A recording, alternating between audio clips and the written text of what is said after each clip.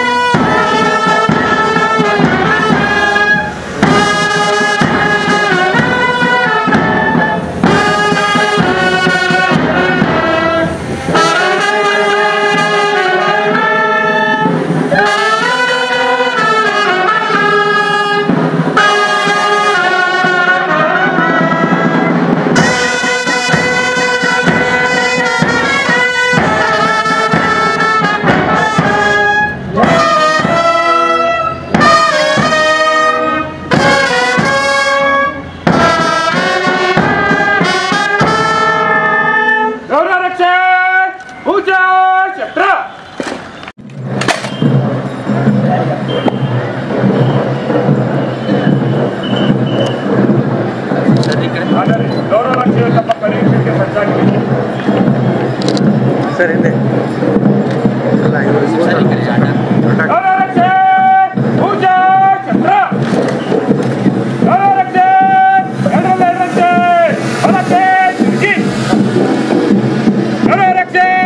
ಎಡದಿಂದ ಶೀಘ್ರ ನಡೆ ನಡೆ.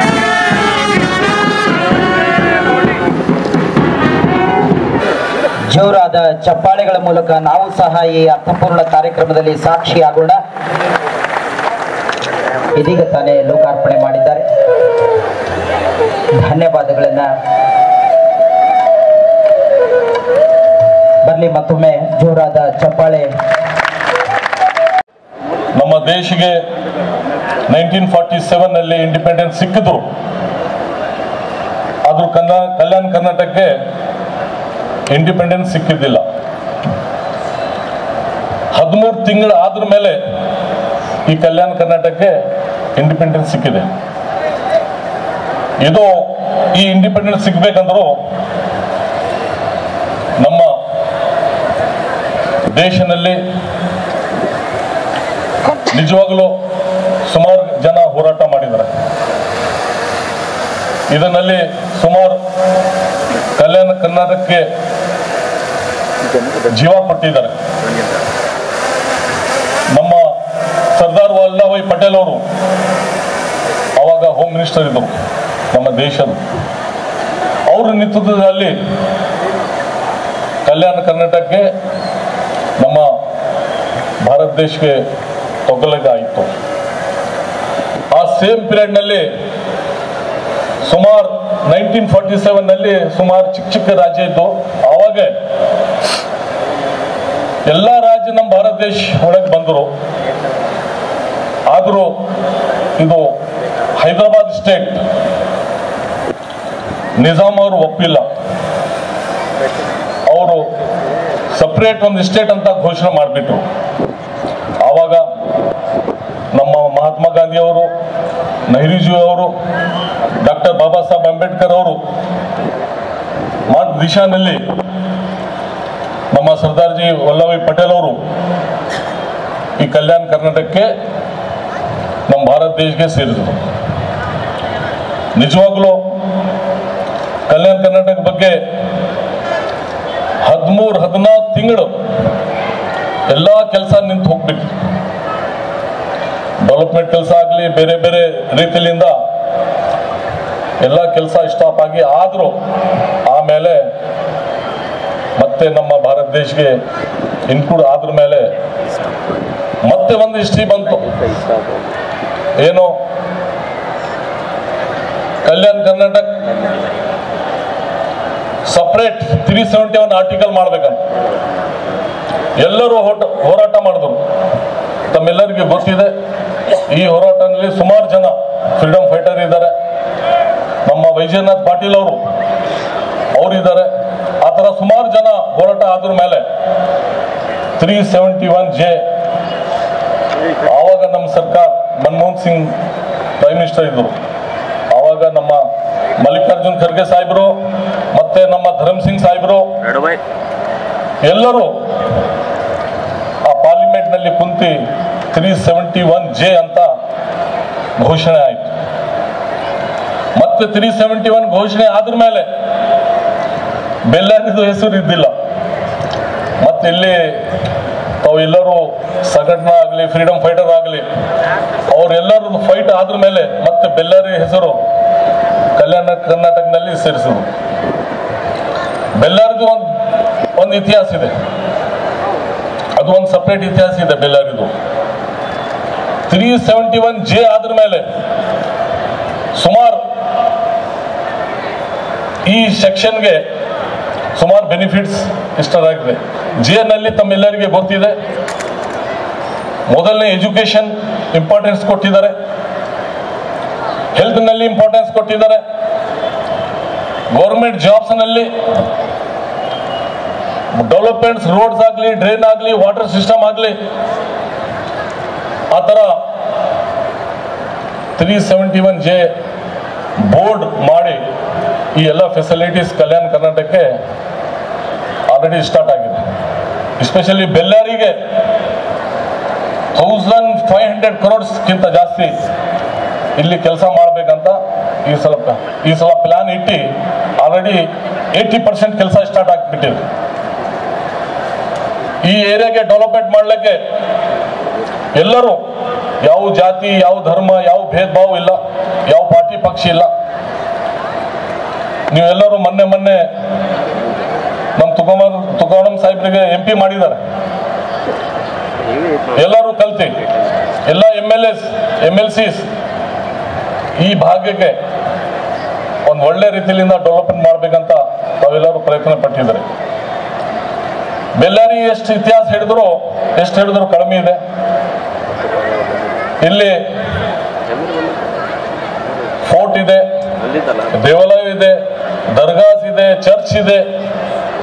ಮತ್ತೆ ಇಡೀ ಕಲ್ಯಾಣ ಕರ್ನಾಟಕದಲ್ಲಿ one of the peace city Bellary ಅಂದ್ರು ತುಂಬಾ ಪೀಸ್ ಸಿಟಿ.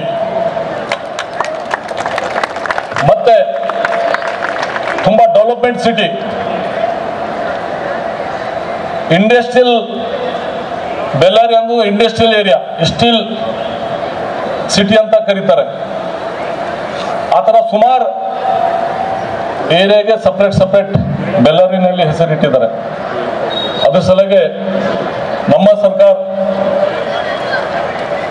ಯಾವಾಗೂ ಸಿದ್ದರಾಮಯ್ಯ ಸಾಹೇಬರು ಚೀಫ್ ಮಿನಿಸ್ಟರ್ ಆಗಿದ್ದಾರೆ, ಅವಾಗಿಲ್ಲಿಂದ ಕಲ್ಯಾಣ ಕರ್ನಾಟಕಕ್ಕೆ ಆಗಲಿ, ರೈತರಿಗೆ ಆಗಲಿ,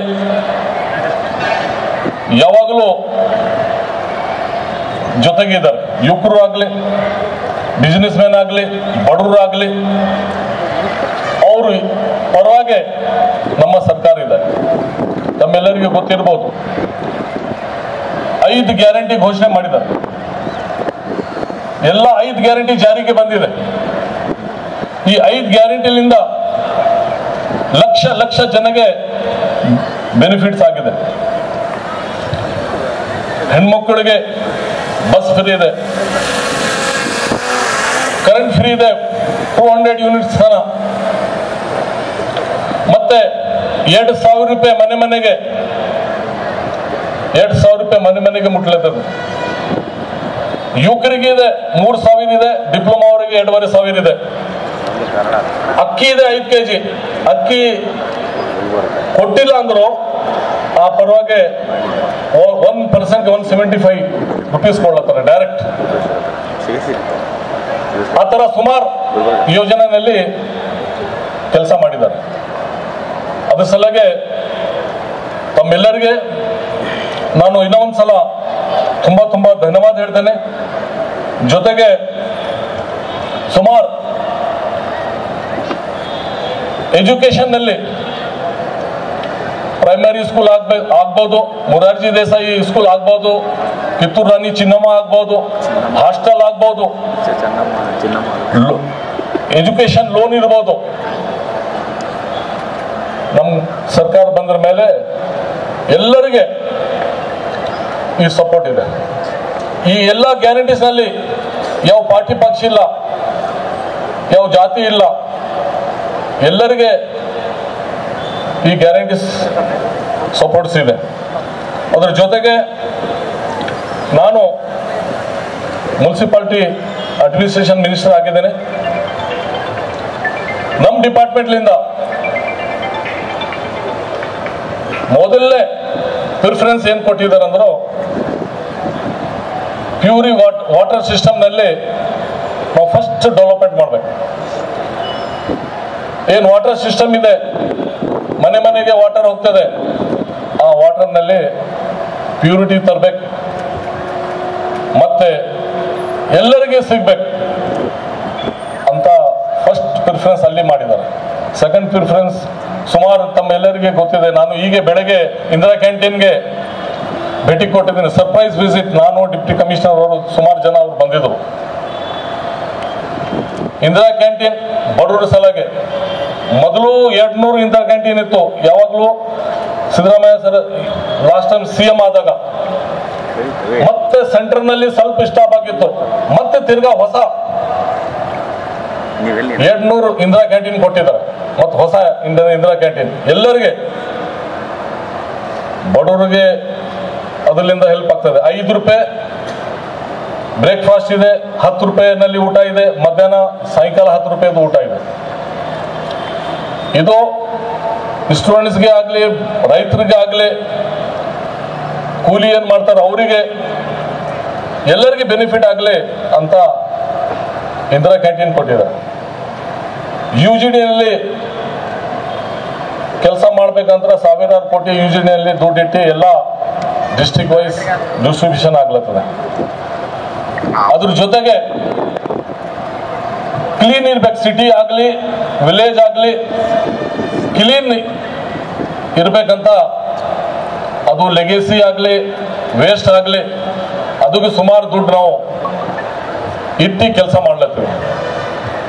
ಬೇರೆ ಯಾವುದು ಇರಲಿ, ನಮ್ಮ ಸರ್ಕಾರನಲ್ಲಿ ಯಾವಾಗಲೂ ಈಕ್ವಾಲಿಟಿ ಇದೆ. ಹೆಂಗ್ ಈಕ್ವಾಲಿಟಿ ಇದೆ ಅಂದ್ರು, ಬಾಬಾ ಸಾಹೇಬ್ ಅಂಬೇಡ್ಕರ್ ಅವರು ಸಂವಿಧಾನದಲ್ಲಿ ಏನ್ ಕೊಟ್ಟಿದ್ದಾರೆ ಆ ತರ ಯಾವುದು ಜಾತಿ ಇಲ್ಲ, ಯಾವ ಧರ್ಮ ಇಲ್ಲ, ಎಲ್ಲರಿಗೆ ಸಾಮಾನ್ಯತೆ ಕೊಟ್ಟಿದ್ದಾರೆ. ಅದ್ರ ಸಲಗೆ ಈ ಸರ್ಕಾರಕ್ಕೆ ತಾವೆಲ್ಲರೂ ಆಶೀರ್ವಾದ ಮಾಡಿದರೆ ನಾನು ತಮ್ಮೆಲ್ಲರಿಗೆ ತುಂಬಾ ಧನ್ಯವಾದ ಹೇಳ್ತೇನೆ. ಮತ್ತೆ 4 ಗಂಟೆಗೆ ಗುಲ್ಬರ್ಗಾನಲ್ಲಿ ಕ್ಯಾಬಿನೆಟ್ ಇದೆ. ಮುಖ್ಯಮಂತ್ರಿ ಸಿದ್ದರಾಮಯ್ಯ ಅವರು ಸಾಹೇಬರು ಇಲ್ಲಿ ಬಂದಿದ್ದಾರೆ. ಎಲ್ಲಾ ಮಂತ್ರಿ, ಎಲ್ಲಾ ಡಿಪಾರ್ಟ್ಮೆಂಟ್ ಮಂತ್ರಿ ಗುಲ್ಬರ್ಗಾನಲ್ಲಿ ಇದ್ದಾರೆ. ಇವತ್ತು 4 ಗಂಟೆ ಈ ಕಲ್ಯಾಣ ಕರ್ನಾಟಕನಲ್ಲಿ ಏನೇನ್ ಪೆಂಡಿಂಗ್ ಇದೆ, ಏನೇನ್ ಹೊಸ ಸ್ಕೀಮ್ ತಗೋಬೇಕು, ಮತ್ತೆ ಎಲ್ಲ ಕೆಲಸಕ್ಕೆ ರಿವ್ಯೂ ಮೀಟಿಂಗ್ ಇದೆ. ಜೊತೆಗೆ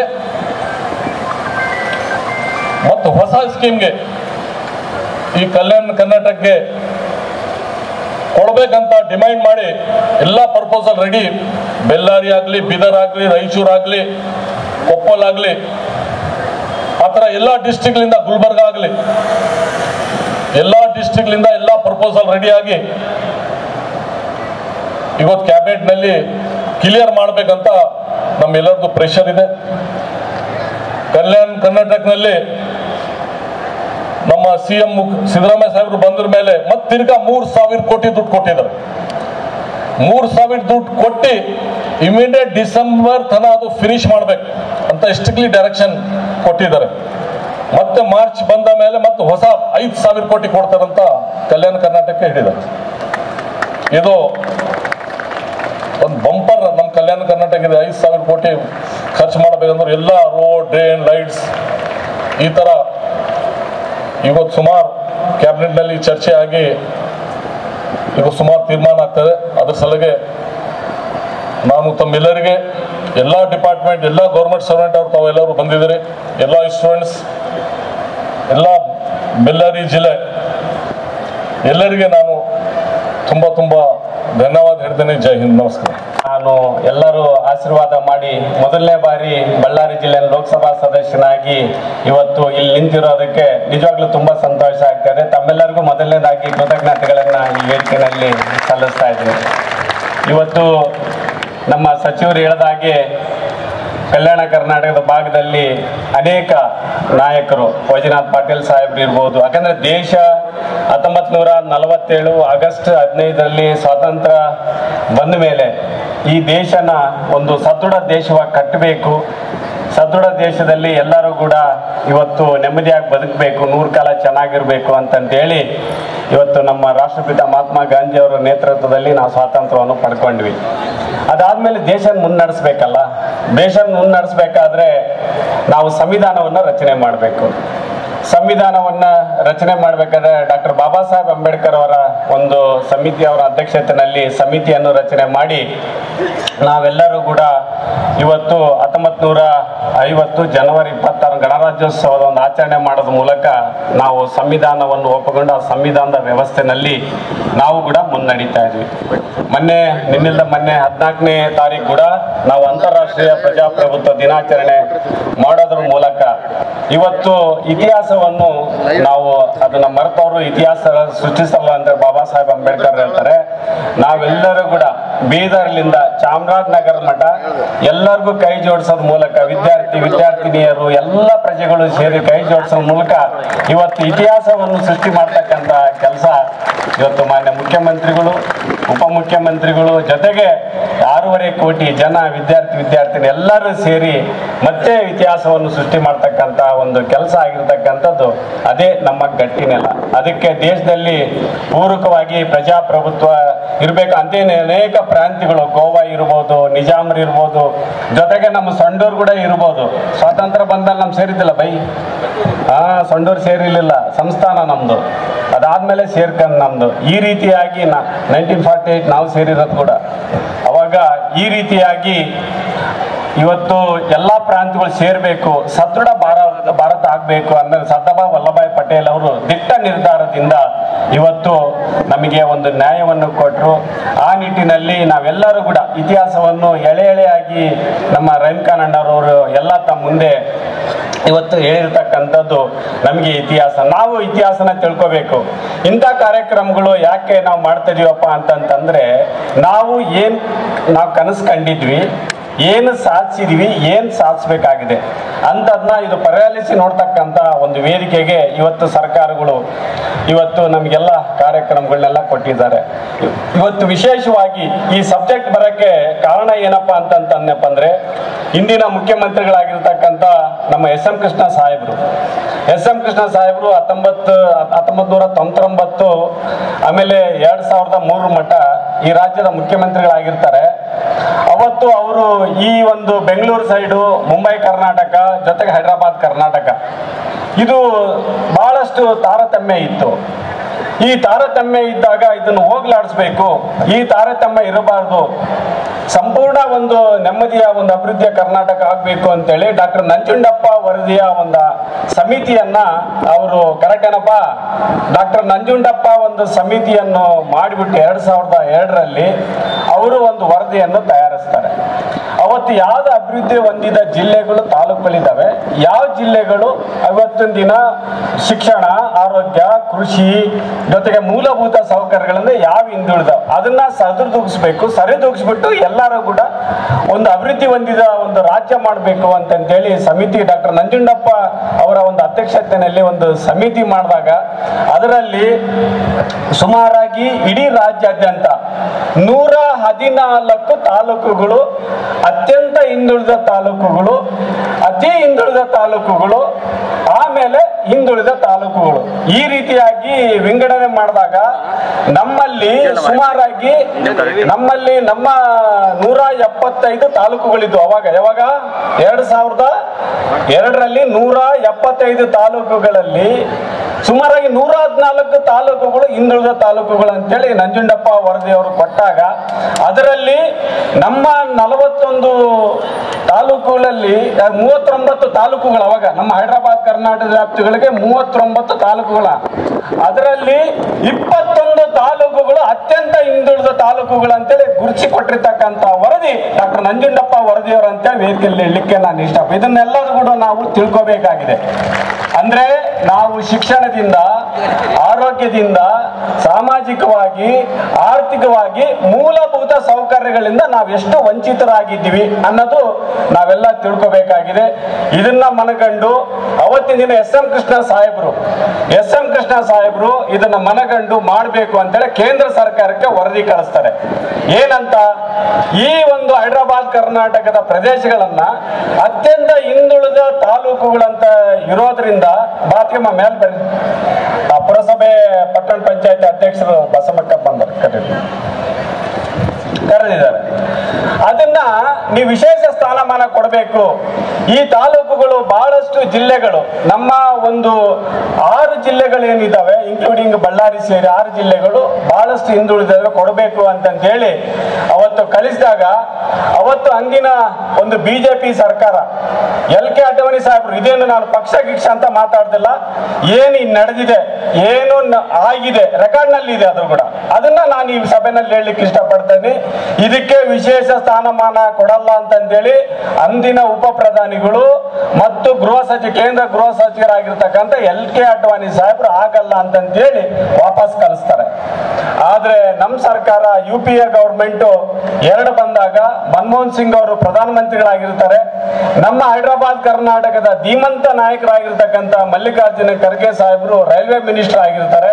ಜೊತೆಗೆ ಧರ್ಮ್ ಸಿಂಗ್ ಸಾಹೇಬರು ಇರ್ತಾರೆ ಕೂಡ.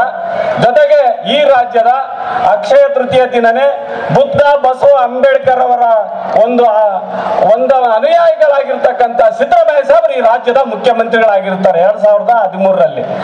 ಇವತ್ತು ನವೆಂಬರ್ 6, 2013ರಲ್ಲಿ ಇದನ್ನ 98 ಆರ್ಟಿಕಲ್ ಸಂವಿಧಾನದ ಆರ್ಟಿಕಲ್ 391ಗೆ 188ನೇ ಅಮೆಂಡ್ಮೆಂಟ್ ತರ್ತಾರೆ, 118ನೇ ಅಮೆಂಡ್ಮೆಂಟ್ ತರ್ತಾರೆ. ಅದಕ್ಕೆಲ್ಲ ಸಂವಿಧಾನದ 98ರ ಒಂದು ಕಲಾಮಿಗೆ 118ನೇ ಅಮೆಂಡ್ಮೆಂಟ್ ತಂದು ಕಲ್ಯಾಣ ಕರ್ನಾಟಕಕ್ಕೆ ಆರ್ಟಿಕಲ್ 371 ಕೊಟ್ಟಿರ್ತಕ್ಕಂಥ ಒಂದು ಸರ್ಕಾರ ಇವತ್ತು ನಮ್ಮ ಕಾಂಗ್ರೆಸ್ ಸರ್ಕಾರ, ಮನಮೋಹನ್ ಸಿಂಗ್ ಸಾಹೇಬ್ರ ಸರ್ಕಾರ ಅಂತಂತ ಹೇಳಲಿಕ್ಕೆ ಇಷ್ಟಪಡ್ತಾನೆ. ಈ ರೀತಿಯಾಗಿ ನಾವು ಅದು ಯಾರು ಆಗಲ್ಲ ಅಂತ ಹೇಳಿದ್ರು, ನಮ್ಮ ಸರ್ಕಾರದಲ್ಲಿ ಆಯ್ತು.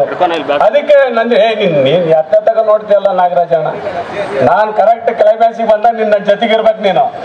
ನೋಡೋ, ಯಾರು ಆಗಲ್ಲ ಅಂತ ಹೇಳಿದ್ರು ನಮ್ಮ ಸರ್ಕಾರ ಮಾಡಿ ತೋರಿಸಿದ್ದಾರೆ. ಇತಿಹಾಸ ತಿಳ್ಕೊಂಡಿದ್ರೆ ಇತಿಹಾಸ ಸೃಷ್ಟಿ ಮಾಡೋದ್ರ ಮೂಲಕ ಈ ಒಂದು 6 ಜಿಲ್ಲೆಗಳಿಗೆ ನಮಗೆ ನ್ಯಾಯ ಕೊಟ್ಟಿರ್ತಕ್ಕಂಥದ್ದು ನಮ್ಮ ಕಾಂಗ್ರೆಸ್ ಸರ್ಕಾರ. ಅದನ್ನ ಮನಗಂಡು ಅವತ್ತಿನ ನಮ್ಮ ಈಗಿನ ಮುಖ್ಯಮಂತ್ರಿಗಳು ಮತ್ತೆ ಸಿದ್ದರಾಮಯ್ಯ ಸಾಹೇಬರು ಮುಖ್ಯಮಂತ್ರಿ ಆಗಿರ್ತಾರೆ. ಅವತ್ತು ಮೊದಲನೇ ಗಿಫ್ಟ್ ಆಗಿ ನಮಗೆ 1000 ಕೋಟಿ ಅನುದಾನಗಳನ್ನ ಅಭಿವೃದ್ಧಿಗೋಸ್ಕರ ಕೊಟ್ಟಿರ್ತಕ್ಕಂಥ ಧೀಮಂತ ನಾಯಕರು ನಮ್ಮ ಸಿದ್ದರಾಮಯ್ಯ ಸಾಹೇಬರು ಅಂತ ಹೇಳಲಿಕ್ಕೆ ಇಷ್ಟಪಡ್ತಾ ಇದ್ದೀನಿ. ನೋಡಿ, ಇವತ್ತು ಯಾರು ಆಗಲ್ಲ ಅಂತ ಹೇಳಿದ್ರು ನಮ್ಮನ್ನು ಮಾಡಿ ತೋರಿಸಿದ್ದಾರೆ. ಇಡೀ ಸ್ವಾತಂತ್ರ್ಯ ಬಂದ 78 ವರ್ಷಗಳಲ್ಲಿ ಏನಾದ್ರೂ ನಾವು ಇಲ್ಲಿ ಡ್ಯಾಸ್ ಮೇಲೆ ಕುಂತ್ಕೊಂಡು ಅಭಿವೃದ್ಧಿ ಪರವಾಗಿ, ದೀನ ದಲಿತರ ಪರವಾಗಿ, ಕೃಷಿ ಇರ್ಬೋದು, ತೋಟಗಾರಿಕೆ ಇರ್ಬೋದು, ನೀರಾವರಿ ಕಾರ್ಯಕ್ರಮ ಇರ್ಬೋದು, ಆರ್ಮಿಗಳನ್ನ ಇವತ್ತು ಕಟ್ಟಿರ್ತಕ್ಕಂಥದ್ದು ಇರ್ಬೋದು, ಇಡೀ 140 ಕೋಟಿ ಜನಕ್ಕೆ ನ್ಯಾಯ ಕೊಟ್ಟಿರ್ತಕ್ಕಂಥ ಯಾರ್ಯಾವ್ದ್ರ ಸರ್ಕಾರಗಳಿದೆ ಅದು ನಮ್ಮ ಕಾಂಗ್ರೆಸ್ ಸರ್ಕಾರಗಳಂತ ಬಹಳ ಹೆಮ್ಮೆಲಿಂದ ಹೇಳಲಿಕ್ಕೆ ಇಷ್ಟಪಡ್ತಾ ಇದ್ವಿ. ಹೇಳಿ ಅವ್ರ ಇತಿಹಾಸನ 10 ವರ್ಷಗಳ ಕಾಲ ಏನೇನು ಅಭಿವೃದ್ಧಿ ಆದ್ರೆ ಲೆಕ್ಕ ಕೊಡ್ಬೇಕಲ್ಲ. ನಾವು ಲೆಕ್ಕ ಹೇಳ್ತಾ ಇದೀವಿ, ನೋಡಪ್ಪ ಲೆಕ್ಕ ಹೇಳಂತ ಹೇಳ್ಬೇಕು. ಕರೆಕ್ಟ್ ಅಲ್ಲೇನು? ಇವತ್ತು ಅಧಿಕಾರ ಬರುತ್ತೆ ಹೋಗುತ್ತೆ, ಅದ್ಯಾವುದು ಶಾಶ್ವತಗಳು ಏನು ಗುರುಗಳೇ? ಕರೆಕ್ಟಾ? ಅಧಿಕಾರ ಬರುತ್ತೆ ಹೋಗುತ್ತೆ, ಯಾವುದು ಶಾಶ್ವತವಲ್ಲ. ಉಸಿರು ಕೂಡ ಇವತ್ತು ಬದುಕ್ತೀವಿ ಸಾಯ್ತೀವಿ, ಆದ್ರೆ ಯಾವುದು ಶಾಶ್ವತವಲ್ಲ. ಆದ್ರೆ ಭೂಮಿ ಮೇಲೆ ಏನ್ ಹೆಸರು ಮಾಡ್ತೀವಲ್ಲ ಅದು ಚಿರಕಾಲ ಶಾಶ್ವತವಾಗಿರ್ತಕ್ಕಂಥ ಸರ್ಕಾರಗಳು ಇವತ್ತಿನ ದಿನ ಆಡಳಿತ ಮಾಡಬೇಕು. ಯಾಕಂದ್ರೆ ನಾನೊಂದು ಮೊನ್ನೆ ನಮ್ಮ ಅಂತಾರಾಷ್ಟ್ರೀಯ ಒಂದು ಪ್ರಜಾಪ್ರಭುತ್ವ ದಿನ ನಾನು ಹೇಳ್ತಾ ಇದ್ದೆ, SPDC ಅವರು ಎಲ್ಲರೂ ಕೂಡ ಇದ್ರು. ಅವತ್ತು ಹೇಳ್ತಾ ಇದ್ದೆ, ಇವತ್ತೇನ್ ನಮ್ಮ ಮಕ್ಕಳಲ್ಲಿ ಕುಂತಿದಾರಲ್ಲ, ನಾವಂಗ್ ಕುಂದಿರ್ತಿದ್ವಿ ಮೊದ್ಲೆಲ್ಲ. ಇದು ನಮ್ಮ ಹಿರಿಯರು. ನಾಗರಾಜಣ್ಣ ಇದೊಂದ್ಸಲ ಹೇಳಿ ಮತ್ತೆ ರಿಪೀಟ್ ಮಾಡ್ತಾ ಇದೀನಿ. ರವೀನ್ ಭಾಯ್ ಹೇಳ್ತಾ ಇದ್ದೀನಿ, ನಾವು ನೀವೆಲ್ಲ ಹಂಗ್ ಕುಂದಿರ್ತಿದ್ವಲ್ಲ ಅವಾಗೆಲ್ಲ ದೊಡ್ಡವ್ರು ಮಾಡ್ಬೇಕಾದ್ರೆ ಅವಾಗೆಲ್ಲ. ಹೌದಲ್ಲ ಹೇಳಿ? ಇವತ್ತು ಅವ್ರು ಕೆಲವೊಬ್ರು ಇದಾರೆ, ಕೆಲವೊಬ್ರು ಇರ್ಲಿಕ್ಕಿಲ್ಲ. ಆದ್ರೆ ಅವ್ರ ಮನೆಗಿದ್ದು ನಮ್ಮ ಭಾಷೆಗಳು ನೋಡ್ತಿರ್ಬೋದು ನಮ್ಮ ಗುರುಗಳವರೆಲ್ಲ. ಮುಂದಿನ ದಿನಗಳಲ್ಲಿ ಏನ್ ನಾವಿಲ್ಲಿ ಕುಂತಿದೀವಲ್ಲ ಅದೇ ಮಕ್ಕಳು ಇಲ್ಲಿ ಕುಂದಿರ್ಬೇಕು. ನಾವು ಮನೆಯಲ್ಲಿ ಎಲ್ಲ ಕುಂತು ನೋಡಿದಾಗ ಮಾತ್ರ ಇದು ಒಂದು ಆಡಳಿತಕ್ಕೆ ಕಳೆ ಬರ್ತೈತಿ. ಅಂತ ಒಂದು ನಿರ್ಧಾರ ನಾವೆಲ್ಲರೂ ಪಾಲಕರು ನಾವೆಲ್ಲರೂ ಕೂಡ ನಿರ್ವಹಿಸಿದಾಗ ಮಾತ್ರ ಜನ್ಮ ಸಾರ್ಥಕ ಆಗ್ತದೆ. ಅಂತದಕ್ಕೆ ನಾವು ಭಗವಂತಿಗೆ ನಾವೆಲ್ಲರ ಪ್ರೀತಿಯ ಮಕ್ಕಳಾಗಿ ಆಗ್ಲಿಕ್ಕೆ ಸಾಧ್ಯ ಆಗ್ತದೆ. ಯಾಕಂದ್ರೆ ಸಿದ್ದರಾಮಯ್ಯ ಸಾಹೇಬರು ಬಂದಾಗ ಒಬ್ರು ಹಿರಿಯರು ಕೇಳ್ತಾರೆ, ಸರ್ ವಿಧಾನಸೌಧಕ್ಕೆ ಬಂದಾಗ ನಿಮ್ಗೆ ಏನ್ ಇನ್ಸ್ಪೈರ್ ಆಯ್ತು, ಏನ್ ಮಾಡ್ಬೇಕು ಅಂತಂತೇಳಿ ಅವ್ರು ಹೇಳ್ತಾರೆ, ಸಿದ್ದರಾಮಯ್ಯ ಸಾಹೇಬರು ವಿಧಾನಸೌಧದ ಮುಂದೆ ಬರೆದಿರ್ತಕ್ಕಂಥ ವರ್ಡ್ ಇವತ್ತು ಸರ್ಕಾರದ ಕೆಲಸ, ದೇವ್ರ ಕೆಲಸ ಏನಿದೆಯಲ್ಲ ಅದಕ್ಕೆ ನಮಸ್ಕಾರ ಮಾಡಿ, ಇವತ್ತು ಪಾದಕ್ಕೆ ನಮಸ್ಕಾರ ಮಾಡಿ ವಿಧಾನಸಭೆ ಬಂದಿದ್ದೀನಿ. ಮುಂದಿನ ದಿನಗಳಲ್ಲಿ ರಾಜಕೀಯ ಜೀವನವನ್ನ ಇವತ್ತು ದೇವ್ರ ಕೆಲಸ ಅನ್ಕೊಂಡು ನಾನು ಪ್ರಾಮಾಣಿಕವಾಗಿ ರಾಜ್ಯದ ಜನತೆಗೋಸ್ಕರ ನಾನು ಪ್ರಾಮಾಣಿಕವಾಗಿ ಕೆಲಸ ಮಾಡ್ತೀನಿ ಅಂತ ಹೇಳಿದ್ರು. ಅದೇ ಒಂದು ನಾಣ್ಣುಡಿಯಂತೆ ಇವತ್ತಿನ ರಾಜಕಾರಣದಲ್ಲಿ ಕೂಡ ಸರ್ಕಾರದ ಕೆಲಸ, ದೇವ್ರ ಕೆಲಸ ಅನ್ಕೊಂಡೇಳಿ ನಾನು ಬಂದಿರ್ತಕ್ಕಂಥ ಯಾವತ್ತೂ ಕೂಡ ನಾನು ಅಧಿಕಾರಕ್ಕೆ ಅಂಟ್ಕೊಂಡನಲ್ಲ. ನಾನು ಪಕ್ಷ ಏನ್ ಹೇಳಿದೆ ಆ ಕೆಲಸ ಮಾಡ್ತಾ ಇದ್ದೀನಿ. ಕೆಲವೊಬ್ರೆಲ್ಲ ಹೇಳಿದ್ರೆ ಮಂತ್ರಿ ಆಗಿಬಿಡ್ತಿದ್ದಲ್ಲ ಅಂತ. ಏನಿಲ್ಲಪ್ಪ, ಅದೃಷ್ಟ ಆಗಿದ್ರೆ ನಾನು ಇನ್ನೊಂದು ಹೇಳ್ತೀನಿ ನಾಗರಾಜನ ರೈಂಬಾಯಿ, ಅದೃಷ್ಟದಿಂದ ಯಾವತ್ತು ನಾವು ಹೋಗ್ಬಾರ್ದು. ಅದೃಷ್ಟ ನಮ್ಮ ನೋಡ್ಕೊಂಡ್ ಬರ್ಬೇಕು, ಭಾರಿ ಚೆನ್ನಾಗಿರ್ತದ ಅದು. ಹಂಗೆ ಜೀವನದಲ್ಲಿ ಅದೃಷ್ಟದಿಂದ ನಾನು ಯಾವ್ದು ಹೋಗ್ದೇನಲ್ಲ ಯಾವತ್ತು ಕೂಡ ಅದೃಷ್ಟನೇ ನಾನು ಹುಡ್ಕೊಂಡ್ ಬಂದಿದೆ. ನಾನು ಹೇಳಿದೆ ಮುಂದೆ ಏನ್ ಅದೃಷ್ಟ ಹುಡ್ಕೊಂಡ್ ಬರ್ತಾ ಅದ್ರ ಪರವಾಗಿ ಮಾಡ್ತೀನಪ್ಪ, ಆದ್ರೆ ಪಕ್ಷದ ನಿಷ್ಠೆಯಾಗಿ ಪಕ್ಷ ಏನ್ ಹೇಳಿದೆ ಆ ಕೆಲಸ ನಾನು ಮಾಡ್ತಾ ಇದ್ದೀನಿ, ಅದಕ್ಕೋಸ್ಕರ ನಿರ್ಧಾರ ಮಾಡಿದ್ದೀನಿ ಅಂತೇಳಿ ಇವತ್ತಿನ ದಿನ ನಾನು ML ಇಂದ ನಿಮ್ ಮುಂದೆ ಹೇಳಲಿಕ್ಕೆ ನಾನು ಇಷ್ಟಪಡ್ತಾ ಇದ್ದೀನಿ. ಇವತ್ತು ನಾನು ಸಂಸದನಾಗಿದ್ದೀನಿ, ಆಲ್ರೆಡಿ ನಾನು ಕಾರ್ಯಪ್ರವೃತ್ತನಾಗಿ ಅನೇಕ ಕಾರ್ಯಕ್ರಮಗಳನ್ನ ಇವತ್ತು SP ಸಾಹೇಬ್ರು ಇರ್ಬೋದು, IGP ಸಾಹೇಬ್ರು ಸಾರ್ ನೋಡ್ರಿ ಸರ್, ಇವತ್ತೆಲ್ಲ ಪ್ರಶಾಂತ್ ಸರ್ ಕಡೆ ಇರ್ಬೋದು, ರಾಹುಲ್ ಸರ್ ಕಡೆ ಇರ್ಬೋದು, ಎಲ್ಲರೂ ಕೂಡ ಇವತ್ತು ಅವರ ನಮ್ಮ ಅಣ್ಣನಾಗಿರ್ತಕ್ಕಂಥ ಪನ್ನರಾಜ್ ಸರ್, ನಮ್ಮ ಗುರುಗಳಾಗಿ ಪನ್ನರಾಜ್ ಸರ್ ಕಡೆ ಮಾರ್ಗದರ್ಶನ ತಗೊಂಡು ಒಬ್ಬ ಕಲಿತಕ್ಕಂಥ ವಿದ್ಯಾರ್ಥಿಯಾಗಿ ಇವತ್ತಿನ ದಿನ ಅನೇಕ ಕಾರ್ಯಕ್ರಮಗಳನ್ನ ಇವತ್ತು ROBಗಳನ್ನ ಇವತ್ತು ಆಲ್ರೆಡಿ ಇವತ್ತು ಸುಧಾ ಕ್ರಾಸ್ ಇಂದು ಇವತ್ತು ಆಲ್ರೆಡಿ ಚಾಲನೆ ಕೊಟ್ಟಿದ್ದೀನಿ. ಮುಂದಿನ ವಾರ ರೇಡಿಯೋ ಪಾರ್ಕ್ ROB ಕೂಡ ಭೂಮಿ ಪೂಜೆ ಮಾಡ್ತೀನಿ ಅಂತ ವೇದಿಕೆಯಲ್ಲಿ ಹೇಳಲಿಕ್ಕೆ ಇಷ್ಟಪಡ್ತಾ ಇದ್ದೀನಿ. ಮುಂದಿನ ದಿನ ಇವತ್ತು ROB ಕೂಡ, ಯಾಕಂದ್ರೆ ನಾನು ಬರ್ಬೇಕಾದ್ರೆ ಕೂಡ ಅಲ್ಲಿ ಪೊಲೀಸ್ GP ಕೂಡ ಬಹಳ ಟ್ರಾಫಿಕ್ ಜಾಮ್ ಆಗಿತ್ತು ಪಟೇಲ್, ಅದನ್ನು ಕೂಡ ಮುಂದಿನ ದಿನದಲ್ಲಿ ಆ ರೇಡಿಯೋ ಪಾರ್ಕ್ ಕೂಡ ಮಾಡ್ತಾ ಇದೀವಿ.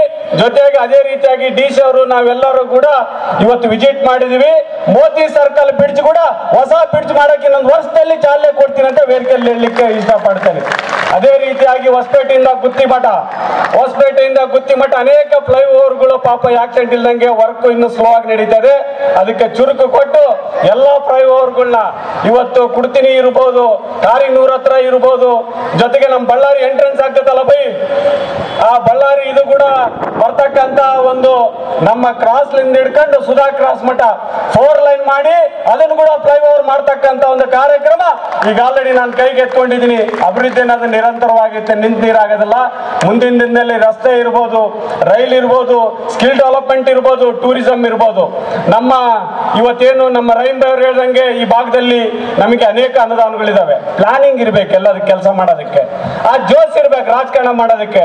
ಆ ಭಗವಂತ ಮೊದಲಿನಿಂದ, ಯಾಕಂದ್ರೆ ನಾವು ಅನುಭವಿಸಿ ಬಂದಿದ್ವಿ ಬಡತನದಿಂದ, ಕಾಲಕ್ಕೆ ಚಪ್ಪಲಿ ಇಲ್ದಂಗೆ, ಊಟಕ್ಕೆ ಅನ್ನದಿಲ್ದಂಗೆ ನಾವೆಲ್ಲರೂ ಕೂಡ ಅನುಭವಿಸಿ ಬಂದಿದ್ವಿ. ಆ ರೀತಿಯಾಗಿ ಇವತ್ತು ಸಂಡೂರಿನಲ್ಲಿ ಬದುಕಿಬೇಕಾದಂತ ಒಂದು ಇವತ್ತು ಕಾರ್ಯಕ್ರಮಗಳನ್ನ ಭರವಸೆ ಪ್ರೀತಿ ಏನಿಟ್ಟಿದ್ದಾರೆ ಅದನ್ನ ಸಂಡೂರಿನಲ್ಲಿ ನಾನು ಮ್ಯಾಕ್ಸಿಮಮ್ ಆಗಿ 80% ಮುಗಿಸಿದ್ದೀನಿ. ಮುಂದಿನ ದಿನದಲ್ಲಿ ಈ ಒಂದು 7 ಜಿಲ್ಲೆಗಳಲ್ಲಿ ಇನ್ಕ್ಲೂಡಿಂಗ್ ವಿಜಯನಗರ ಸೇರಿ ಇಡೀ 7 ಜಿಲ್ಲೆಗಳಲ್ಲಿ ಖಂಡಿತವಾಗ್ಲೂ ಎಲ್ಲ ಶಾಸಕರು ಎಲ್ಲರ ಜೊತೆ ಸಚಿವರ ಜೊತೆ ನಂಬರ್ 1 ಡಿಸ್ಟ್ರಿಕ್ಟ್ ಮಾಡ್ಲಿಕ್ಕೆ ನಾನು ಪ್ರಾಮಾಣಿಕವಾಗಿ ಪ್ರಯತ್ನ ಮಾಡಿ ನಾನು ಕೆಲಸ ಮಾಡ್ತೀನಿ ಅಂತ ವೇದಿಕೆಯಲ್ಲಿ ಹೇಳಲಿಕ್ಕೆ ಇಷ್ಟಪಡ್ತೀನಿ. ಎಲ್ಲರೂ ಕೂಡ ನಿಮ್ ಸಹಕಾರ ಬೇಕು. ಯಾಕಂದ್ರೆ ರಾಜಕಾರಣಿಗಳಂದ್ರೆ ನಾವೆಲ್ಲರೂ ಕೂಡ ಅನುದಾನಗಳನ್ನ ತಾಮಂದು ಕೊಡ್ತೇವೆ, ಆದ್ರೆ ಕೈ ಜೋಡಿಸಿ ಆ ಸದ್ಬಳಕೆ ಮಾಡ್ಕೊಂಬೋದು ಎಲ್ಲಾ ಪ್ರಜೆಗಳ ಕೈಗಿದೆ. ಆ ಅಭಿವೃದ್ಧಿಗೆ ತಾವೆಲ್ಲರೂ ಕೈ ಜೋಡಿಸೋಣ.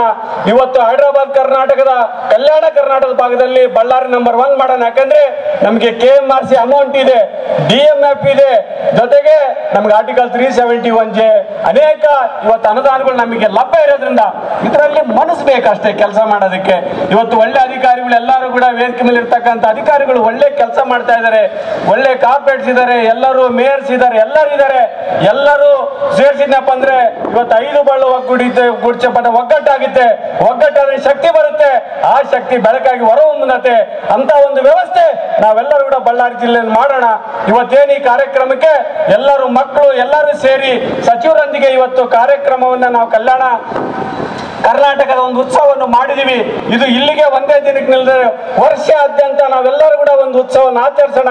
ಮುಂದಿನ ದಿನಗಳಲ್ಲಿ ನಂದೊಂದು ಜೋಶ್ ಇದೆ. ಏನಂತ, ಯಾವುದೇ ಒಂದು ನಾನು ಹೇಳ್ತಾ ಇದ್ದೀನಿ, ಯಾವುದೇ ಒಂದು ಕಾರ್ಯಕ್ರಮದಲ್ಲಿ ಹೋಗ್ಬೇಕಾದ್ರೆ ನಮ್ಮ ಪ್ರೋಗ್ರೆಸ್ ಕಾರ್ಡ್ ಓದ್ಬೇಕು ಹಿಂದಿನ ವರ್ಷ ಏನ್ ಮಾತು ಕೊಟ್ಟಿದೀವಿ, ಏನ್ ಈ ವರ್ಷ ಮಾಡಿದೀವಿ, ನೆಕ್ಸ್ಟ್ ಜನ ಪ್ರೋಗ್ರೆಸ್ ಕಾರ್ಡ್ ಕೇಳಕ್ ಬರ್ಬೇಕು ನಮ್ಮ ಬಳ್ಳಾರಿಗೆ. ಕರೆಕ್ಟ್ ಆಯ್ತು?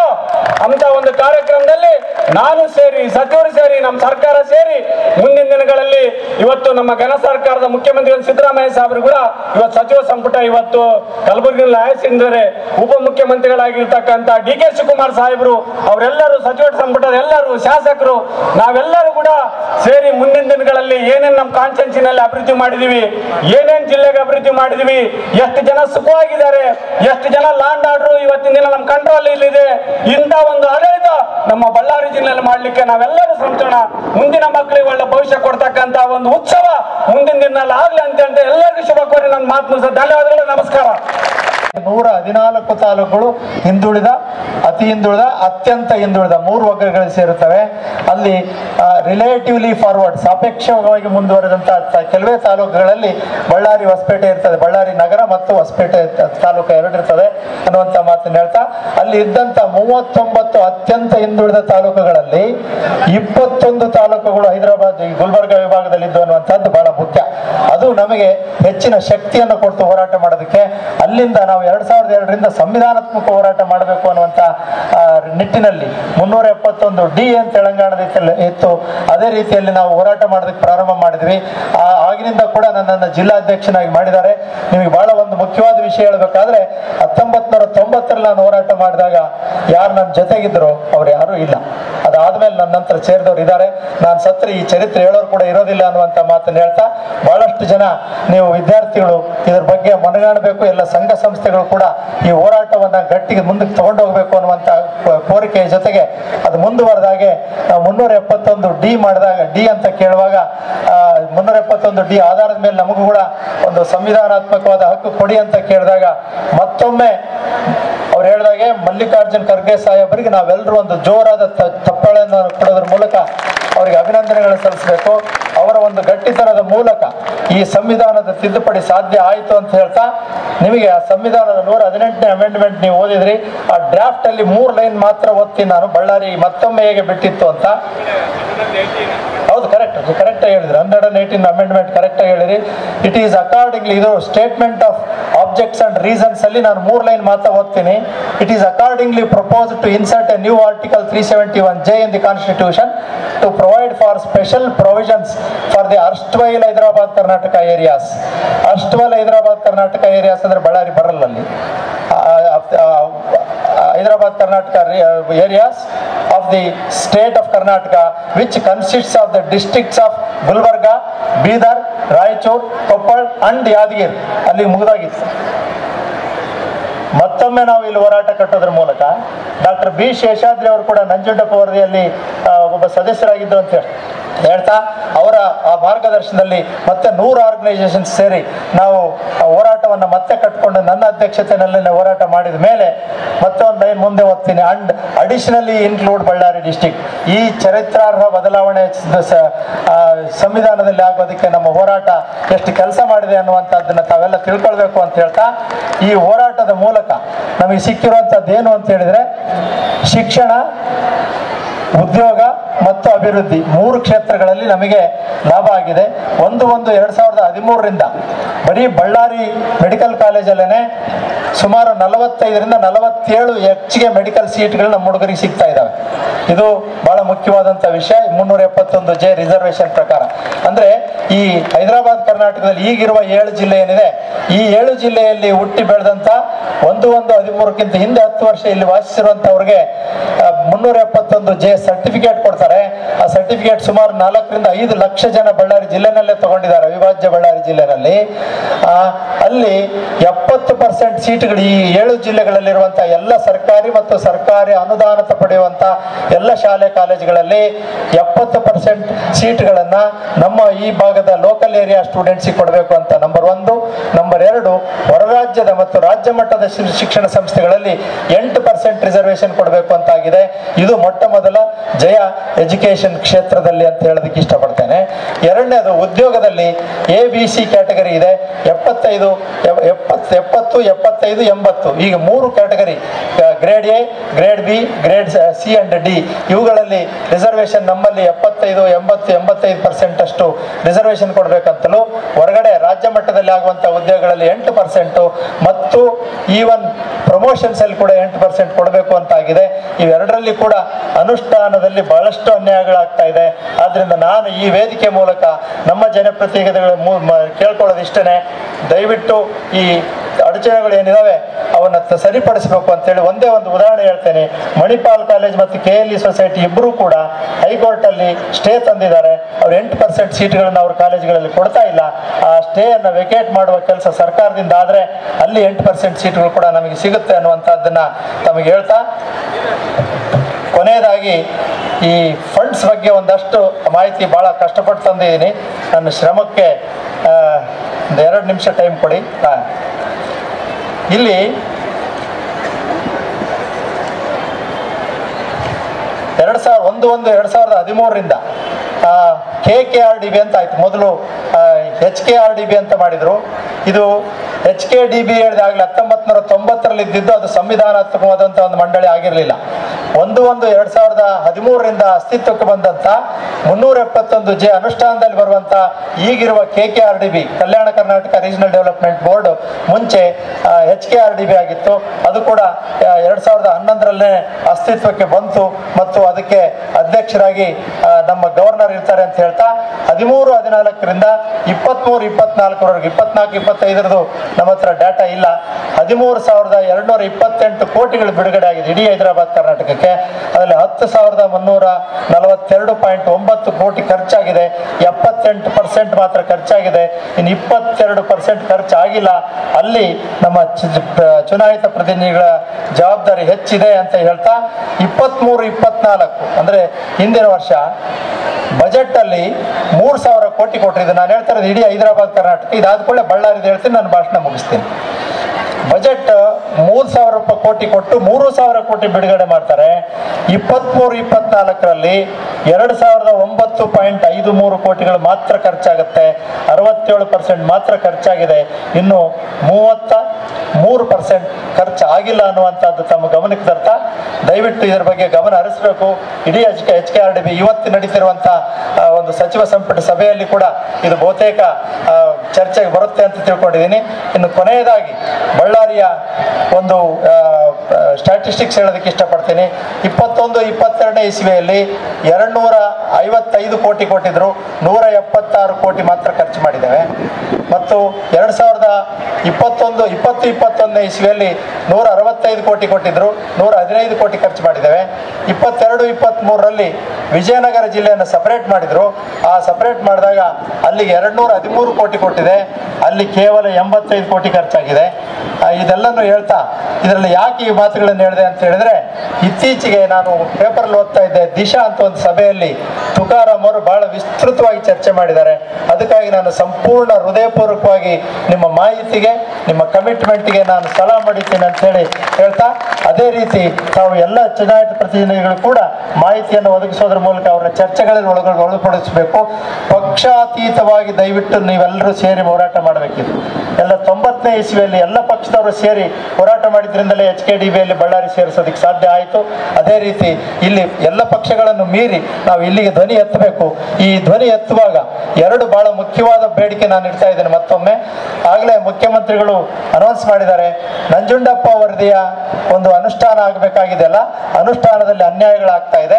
ಆ ಅನುಷ್ಠಾನದಲ್ಲಿ ಆಗುವಾಗ 175 ತಾಲೂಕು ಇದ್ದಿದ್ದು ಈಗ 231 ತಾಲೂಕು ಆಗಿದ್ದಾವೆ. ಹಾಗಾಗಿ ಕಾಲಕಾಲಕ್ಕೆ ಅದರ ಸಮೀಕ್ಷೆ ನಡಿಬೇಕು ಅಂತ ಹೇಳಿ ಅಲ್ಲಿ ವರದಿಯಲ್ಲೂ ಹೇಳಿದ್ದಾರೆ. ಆ ಸಮೀಕ್ಷೆಯನ್ನು ನಡೆಸಬೇಕು ಅಂತ ಹೇಳಿ ಸಿದ್ದರಾಮಯ್ಯನವರು ಹೇಳಿದ್ದಾರೆ. ದಯವಿಟ್ಟು ಆ ಸಮೀಕ್ಷೆಗೆ ಒಂದು ಸಮಿತಿಯನ್ನು ರಚಿಸಿ ಮತ್ತೊಮ್ಮೆ ಮರು ಸಮೀಕ್ಷೆ ತಾಲೂಕು ಮಟ್ಟದ ಮಾಡಬೇಕು ಅನ್ನುವಂಥದ್ದು ಒಂದು ಬೇಡಿಕೆ. ಇನ್ನು 2ನೇ ಬೇಡಿಕೆ ಬಹಳ ಮುಖ್ಯವಾಗಿ ಅಂತ ಹೇಳಿದ್ರೆ, ಇದುವರೆಗೂ ಕೂಡ 1/1/2013 ಆಗ್ಲೇ ಹೇಳಿದೆ ನಾನು, ಈ 371 ಇಂದ ನಮಗೆ ಶಿಕ್ಷಣ, ಉದ್ಯೋಗ ಮತ್ತು ಅಭಿವೃದ್ಧಿಯಲ್ಲಿ ರಾಜ್ಯ ಸರ್ಕಾರದ ಬಜೆಟ್ ಮಾತ್ರ ಹಣ ಬರ್ತಾ ಇದೆ, ಕೇಂದ್ರ ಸರ್ಕಾರದಿಂದ ಒಂದೇ ಒಂದು ಬಿಡಿಕಾಸು ಬಂದಿಲ್ಲ ಅನ್ನುವಂತ ಮಾತನ್ನು ಹೇಳ್ತಾ, ಇದರಲ್ಲಿ 16ನೇ ಫೈನಾನ್ಸ್ ಕಮಿಷನ್ ಮುಂದೆ ಮೊನ್ನೆ ಬಹಳ ವಿಸ್ತೃತವಾದಂತ ಪ್ರೆಸೆಂಟೇಷನ್ ಮಾಡೋದ್ರ ಜೊತೆಗೆ 25,000 ಕೋಟಿ ರಾಜ್ಯ ಸರ್ಕಾರ ಕೊಡ್ತೀವಿ, 25,000 ಕೋಟಿ ಕೇಂದ್ರ ಕೊಡಬೇಕು ಅಂತೇಳಿ ಸಿದ್ದರಾಮಯ್ಯನವರು ತಮ್ಮ ಪ್ರತಿಪಾದನೆ ಮಾಡಿದ್ದಾರೆ. ಅದಕ್ಕಾಗಿ ನಾವು ನೀವೆಲ್ಲರೂ ಅಭಿನಂದಿಸಬೇಕು ಮತ್ತು ಅದು ಬರೋವರೆಗೂ ಹೋರಾಟ ಮಾಡಬೇಕು ಅನ್ನುವಂಥ ಮಾತನ್ನು ಹೇಳ್ತಾ, ಈ ಬಳ್ಳಾರಿಯಲ್ಲಿ ವಿಶೇಷವಾಗಿ ತಾವು ರಸ್ತೆಗಳ ಬಗ್ಗೆ ಹೇಳಿದಿರಿ. ನಾನು ನಿನ್ನೆ ಗುಲ್ಬರ್ಗದಲ್ಲಿರ್ಬೇಕಾಯ್ತು ಇದೇ ಕಾರ್ಯಕ್ರಮಕ್ಕೆ, ಗುಲ್ಬರ್ಗಕ್ಕೆ ಹೋಗಿ ಬರೋಕ್ಕೆ ಈ ರಸ್ತೆಗಳು ನೆನೆಸ್ಕೊಂಡೆ ಹೋಗಿಲ್ಲ. ಹಾಗಾಗಿ ರಸ್ತೆಗಳು ತಾಲೂಕುಗಳು, ಹೊಸ ತಾಲೂಕುಗಳಿಗೆ ಆಗಬೇಕಾದ ರಸ್ತೆಗಳು ಮತ್ತು ಗುಲ್ಬರ್ಗಕ್ಕೆ ಮುಟ್ಟಬೇಕಾದಂಥ ರಸ್ತೆಗಳನ್ನು ಸರಿಪಡಿಸುವಂತ ಮತ್ತು ಕೃಷಿ ಕಾಲೇಜು ತಂದಿದ್ದೀವಿ, ಬಹಳ ಹೋರಾಟ ಮಾಡಿ ಅದನ್ನು ಅಭಿವೃದ್ಧಿ ಪಡಿಸುವಂತ, ಯುವಕರಿಗೆ ನೀವೇನು ಹೇಳಿದ್ರಿ ಸ್ಕಿಲ್ ಡೆವಲಪ್ಮೆಂಟ್, ರಾಹುಲ್ ಸಾಹೇಬರು ಕೂಡ ಈಗಷ್ಟೇ ಹೇಳಿದ್ರು ಸ್ಕಿಲ್ ಡೆವಲಪ್ಮೆಂಟ್ ಬಗ್ಗೆ ಒಂದೆರಡು ಕಾರ್ಯಕ್ರಮ, ಅದಕ್ಕೆ ಬಳ್ಳಾರಿಯ ಚಾರ್ಟರ್ಡ್ ಅಕೌಂಟೆಂಟ್ ಸಂಸ್ಥೆ ಯಾವಾಗಲೂ ವಾಲಂಟಿಯರ್ ಕೆಲಸ ಮಾಡ್ತದೆ ಅಂತ ಹೇಳ್ತಾ, ಮತ್ತು ಇನ್ನು ವಿಶೇಷವಾಗಿ ಜೀನ್ಸ್ ಪಾರ್ಕ್ ಅನೌನ್ಸ್ ಆಗಿದೆ ಬ್ರದರ್, ಜೀನ್ಸ್ ಪಾರ್ಕ್ ಆಗಿದೆ, ದಯವಿಟ್ಟು ತಾವು ಅದನ್ನು ಮುಂದೆ ತಗೊಂಡೋಗ್ಬೇಕು. ಮತ್ತು MSME segment, micro small and medium ಎಂಟರ್ಪ್ರೈಸಸ್ಗೆ ಪ್ರೋತ್ಸಾಹ ಕೊಡಬೇಕು ಅಂತ ಹೇಳ್ತಾ, ಈ ಹೋರಾಟಕ್ಕೆ ತಾವೆಲ್ಲರೂ ಬೆಂಬಲ ನೀಡಬೇಕು ಅಂತ ಹೇಳಿ ಈ ರೀತಿ ಅವಕಾಶ ಕೊಟ್ಟಿದ್ದಕ್ಕೆ, ತಾವೆಲ್ಲ ಇಲ್ಲಿ ಬಂದು ಈ ಒಂದು ಕಾರ್ಯಕ್ರಮವನ್ನು ಯಶಸ್ವಿಗೊಳಿಸಿದ್ದಕ್ಕೆ ಅಭಿನಂದನೆಗಳು ಸಲ್ಲಿಸ್ತಾ, ಜಿಲ್ಲಾಡಳಿತಕ್ಕೆ ನನಗೆ ಅವಕಾಶ ಕೊಟ್ಟಿದ್ದಕ್ಕೆ ಒಂದು ಅಭಿನಂದನೆಗಳು ಸಲ್ಲಿಸ್ತಾ ನನ್ನ ಮಾತನ್ನು ಮುಗಿಸ್ತೇನೆ. ನಮಸ್ಕಾರ. ಬಳ್ಳಾರಿಯ ನಿರಂತರ ಸುದ್ದಿಗಾಗಿ ಬಳ್ಳಾರಿ ಬೆಳಗಾಯಿತು ಚಾನೆಲ್ನ ಸಬ್ಸ್ಕ್ರೈಬ್ ಮಾಡಿ ಹಾಗೂ ಬೆಲ್ ಐಕಾನ್ ಒತ್ತಿ.